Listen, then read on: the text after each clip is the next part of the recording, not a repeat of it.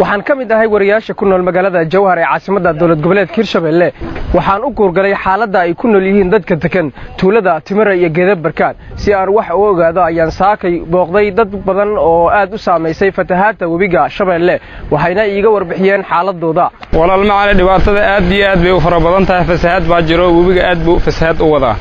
fasahaadda oo yaani beeri hadda in tacab loo galo la doonayay way go'een biyo ku wada jiro يعني تعوان كربني هذا وحن دوني إن ماكينة أن كانوا أن وضع عرقدينه كدي بيا أن كليته كل ورابنا قاع وراب أن كدينه يعني هذا واحد عادي باريه إن أي بيو كسوف سهادين أو بيجين أي كسعدان ما دام لبكاس أو نهايو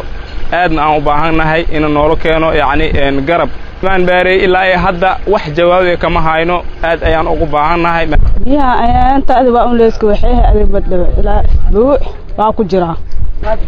beeraha qaab mala biyaa ku jira hunguri baa ku haysta biyaa jabka meelan tacbana mala biyaa bagoy meelan ka shaqeyn ariga dhan meelan shaqo u marna male marka hore ariga meelan iska xamaaleen yaanba iskiga shaqeysan jirnay hadaan yaan badin beeriya naga buuxso meelan ka shaqeysano male xog ku nool iska ahaa si degdeg in noola xiran diyaar una waa kuma santii diinaga xirtiin laakiin aad walwal weyn ka qabnaa dhibaatada ka qabta beerihi xilliga la tacbi lahaay ay biyi qasaar u keeneen xaabka xoolaha ka heli lahay iyo badarkii ma jiro tuulooyinka inay galaan ay dadka baraka ciyaan halis ah Allah noo fududeeyay marka waa in beerihi aan ka xamaalo lahayn wax aan ka heli karin oo anaka oo ku jirno gacan qabasho baan u baahanahay waxaan cuunan u baahanahay buqdeena lagu gacan qabtana waa u baahanahay oo kameelan ku baxna male in gacan qabasho noo lahay oo helnaan rabnay webiga buuxa ka batay ها واسكفكدي معنا نين لا خبسهاي ماله فسهاد كان وبيغا ودا هدنا بوغا ودادادها ميل كستا ولا خير انك اناك حرشو وانا ديري wax macnaha oo garab qawash ina ma haysano ina noola garab qabto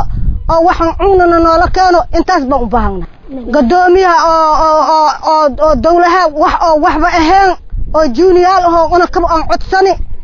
wax lagu qabtaade maana wax weyn oo wax lagu qabto ma malakeen meeshaan dhibaato lagu qabaa jidkii waa naga go'ay wadooyinkii waa naga go'an tuman ilamada beledoo tuulo waa soo mari jireen dhabaha waa naga xiran yahay wabigii iyaan ugu soo go'ay